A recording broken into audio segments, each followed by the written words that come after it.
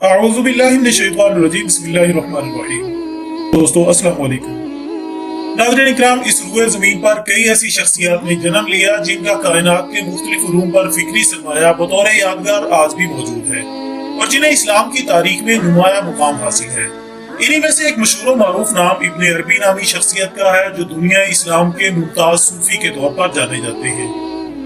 ख़वातीन हज़रात, आप जनूबी स्पेन के शहर मुर्सिया में 27 रमजान मुबारक सन 1165 को एक मुअज़्ज़ज़ अरब खानदान में पैदा हुए जो मशहूर ज़माना सखी हातिम ताई के भाई की नस्ल से था। इब्ने अल अरबी ने अशबीलिया शहर में अपनी जवानी के चंद अयाम गुजारने के बाद हुसूल इल्म की खातिर दूर दराज के सफर किए और बेशुमार इलाकों में दर्स व तदरीस का सिलसिला कायम किया, लेकिन शुमाली अफ्रीका की जानिब इनका रुझान बहुत ज्यादा था। दोस्तों, आप अपने बारे में लिखते हैं कि मैं अशबीलिया शहर के किसी अमीर कबीर की दावत में मदऊ था जहां पर मेरी तरह और भी बहुत से लोगों को बुलाया गया था। खाना खाने के बाद जब जाम गर्दिश करने लगा और सराही मुझ तक पहुंची, जैसे ही मैंने जाम को हाथ में पकड़ा तो मुझे गैब से आवाज आई कि क्या तुम्हें इसलिए पैदा किया गया था। मैं जाम को रखकर परेशानी के आलम में दावत से बाहर निकला तो गेट पर मैंने वजीर के चरवाहे को देखा जिसका लिबास मट्टी से अटा हुआ था। चुनाचे मैं इसके साथ हो लिया और शहर से बाहर अपने कपड़ों का इसके कपड़ों से तबादला किया।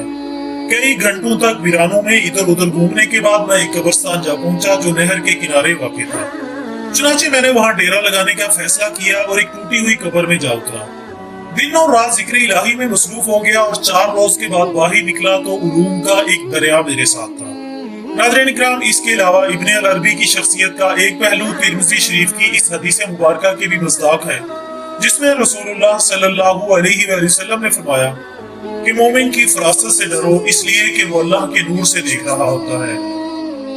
दोस्तों, इब्ने अल अरबी की फरासत का भी यह हाल था जिसकी बुनियाद पर इनकी क़यामत से मुतालिक पेशन गोइयों पर तहरीर किया गया रिसाला आज भी मौजूद है, जिसमें इनके अल्फाज कुछ इस तरह से हैं कि कुर्बे क़यामत में ऐसे दिन आएंगे कि मशरिक वाले मगरिब की तारीफ करेंगे और इसकी खूबियों पर फरिफ्ता होंगे और मगरिब वाले मशरिक के मुहासिन पर शिफ्ता होंगे। दौलतमंद मुफलिसों को बेहतर समझेंगे और मुफलिस दौलतमंदों को हसरत से देखेंगे। गर्ज ये कि तमाम लोग एक दूसरे को देखकर हसरत की आग में जलते होंगे। लोग अपने अंदर की खुशियों और खूबियों को भूल जाएंगे।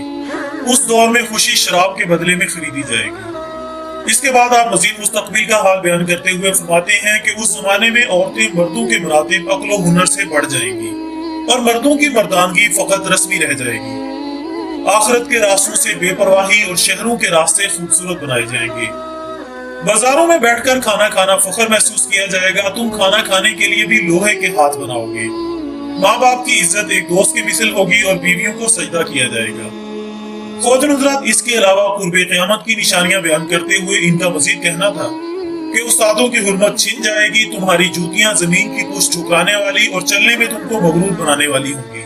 तुम जूतियों के आगे सर झुकाओगे और अमामों को पामाल करोगे। बाजारों में तुम देखोगे कि रात के वक्त सूरज सवा नेज़े पर आता है, मगर उस वक्त तुम्हारी बसारत और बसीरत में खलल पड़ेगा। खुदा के नाम के बगैर किताबें लिखी जाएंगी। तुम्हारा लिखना भी लोहे का मोहताज होगा और तुम्हारी किताबें भी लोहे की दस्तकारी से तैयार होंगी। उस जमाने में आदमी अपने ख्यालात दूसरे मुल्कों और शहरों के बाशिंदों को आन की आन में भेज दिया करेंगे।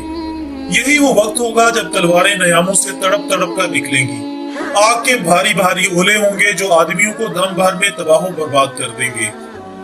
तुम्हारी औरतें हथियार बांधकर मैदान जंग में जाएंगी। उस दिन हर बशिंदे को जंग का बुलावा आएगा। ये जंग दीन और मुल्क के लिए नहीं होगी बल्कि खुदा का कहर होगी जो बंदों पर नाजिल होगी।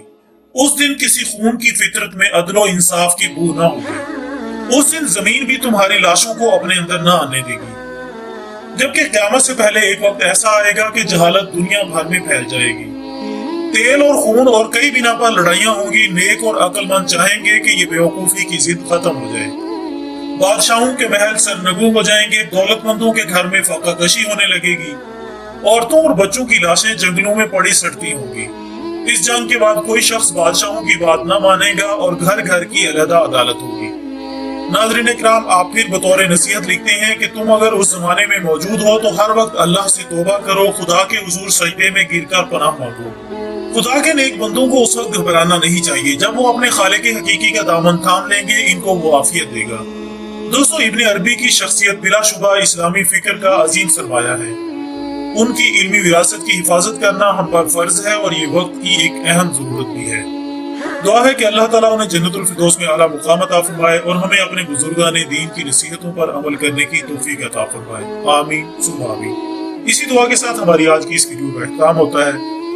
ویڈیو پسند آنے کی صورت میں اسے لائک کریں اور کمنٹس کی صورت میں اپنی قیمتی رائے بھی دیا کریں، اور اس ویڈیو کو سوشل میڈیا پر زیادہ سے زیادہ شیئر کیجیے گا۔ ہماری اگلی ویڈیو آنے تک اپنا دوستوں، رشتہ داروں اور گرد و نواح کے تمام لوگوں کا بہت خیال رکھیے گا۔ اللہ حافظ۔